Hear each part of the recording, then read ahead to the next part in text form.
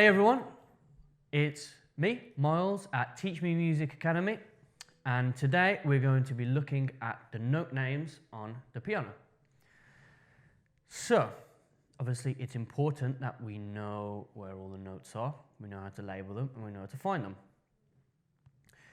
Now, some of you might already have the notes written on in whiteboard, or you can buy some little stickers to put on the notes.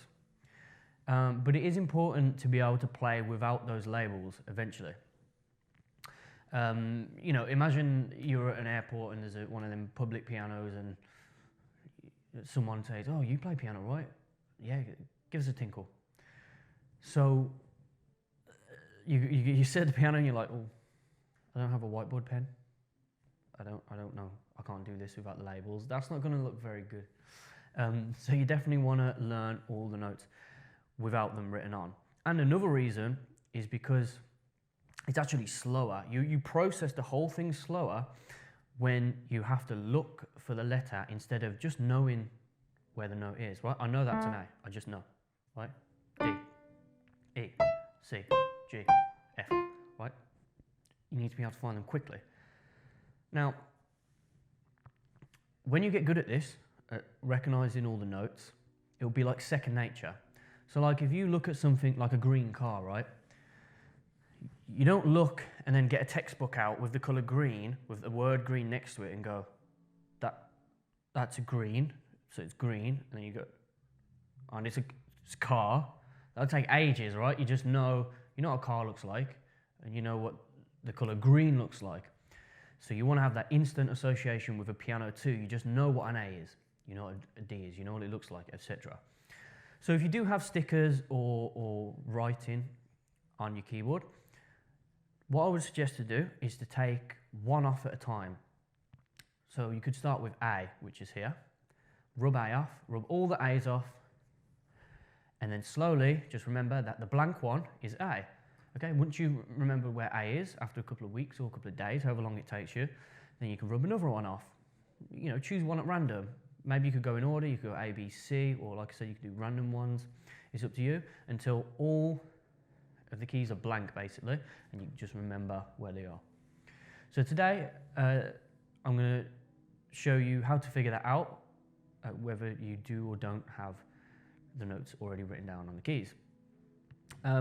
So how do we differentiate one note from another then? So the way we do that on a piano is using the pattern of the black notes. So let's have a look at this pattern then. So there's a group of 2 and a group of 3.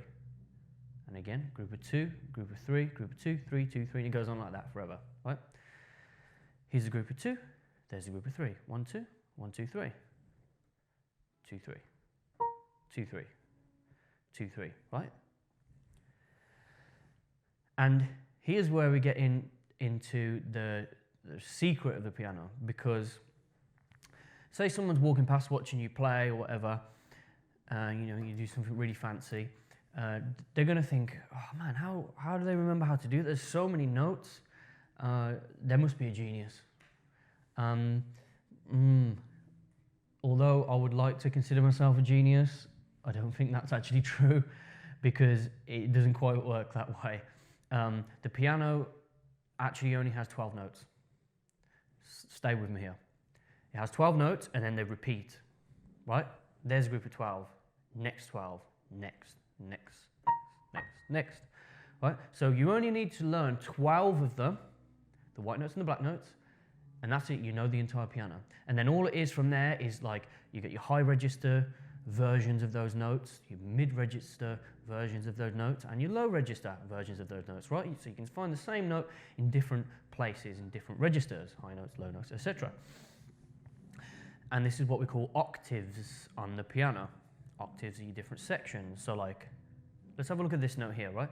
Let's go to the first of the 2 black notes, so the one to the left. So you find the 2 black notes, and you go to the one to the left. Let's find that note higher, right? So here's that note again, right? 2 black notes, 1 black note to the left. These are the same note. This is just a higher version of this one, right? So we call that an octave. We could do that Another note, let's take this one. So the middle of the 3 black notes. Let's find that again up here. Ah, there it is. So just for a quick exercise, let's take the middle of the 3 black notes, find the lowest one you have on your piano. So for me, it's this one. Right here. Let's see if you can find all of them.